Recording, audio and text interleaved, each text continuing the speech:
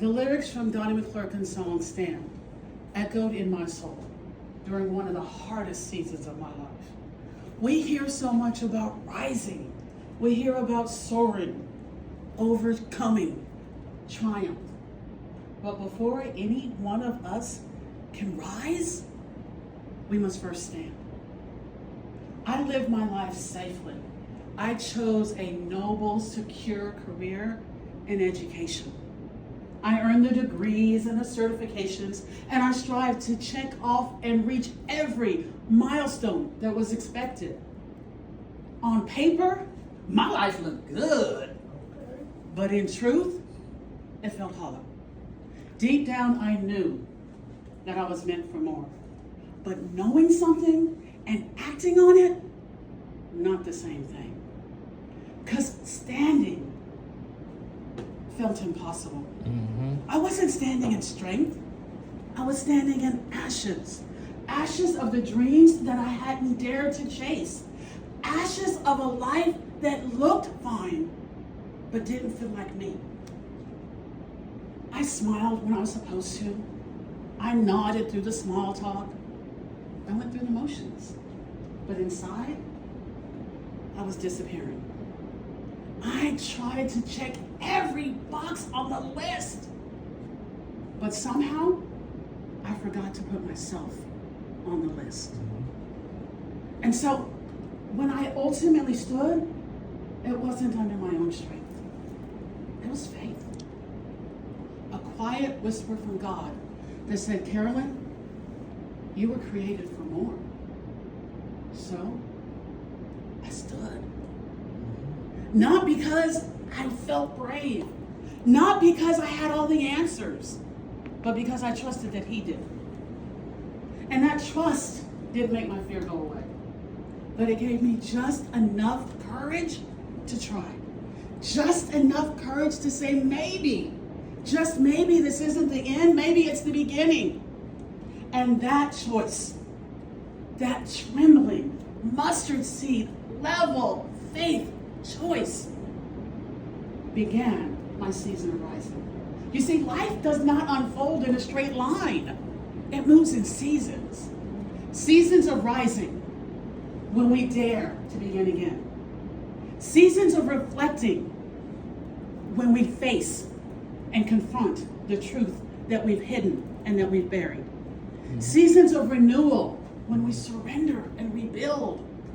And seasons of thriving when we finally step fully into who we were created to be. But no season shifts until first we make that choice to stand. And I'll be honest, when I stood, I wasn't fearless. Fear was loud. Fear was familiar. It said your journey doesn't matter. It says you're just pretending. It says no one wants to hear what you have to say anyway. It kept me silent. It kept me stuck. It kept me chained. Have you ever been there? Not physically trapped,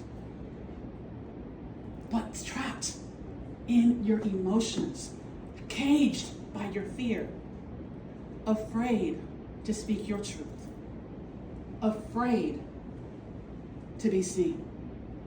See, fear like that doesn't need bars. It creates its own prison. But here's the shift. I didn't wait until I felt brave. I made a choice. I chose to stop hiding in my fear. And instead, I looked fear in the face and I said, I know you, and I refuse to bow to you anymore. Now see, fear still tries to speak, but I refuse to listen to it as if it is my truth, because I've chosen to stand in faith and not in fear. Like the phoenix, we rise after the fire. But it is through that fire that we are transformed. And before we can rise, first we must stand. Stand in the ashes. And it was standing in those ashes that something began to stir in me. Something beautiful. It was a what if. What if I could help others to rise too? Not by giving them all the answers, because Lord knows I didn't have them, But instead, what if I could help others to rise by walking alongside them, by providing them with one small help of courage, with one word of hope, with one good hello? That's where Good Hello was born. Out of the ashes, out of the choice to stand, trembling, without clarity, but to stand anyway.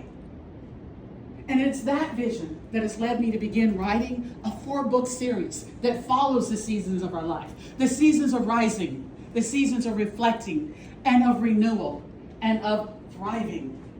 And the first book is called When You're Ready to Begin. And it starts right where I did, with that small step to stand.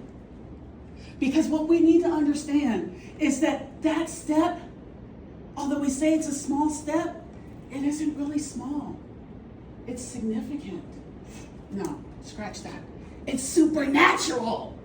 So don't wait until you think that you're not going to be afraid. Don't wait until you think that you're going to have all the answers. You just need to spring into action. You need to take that first step.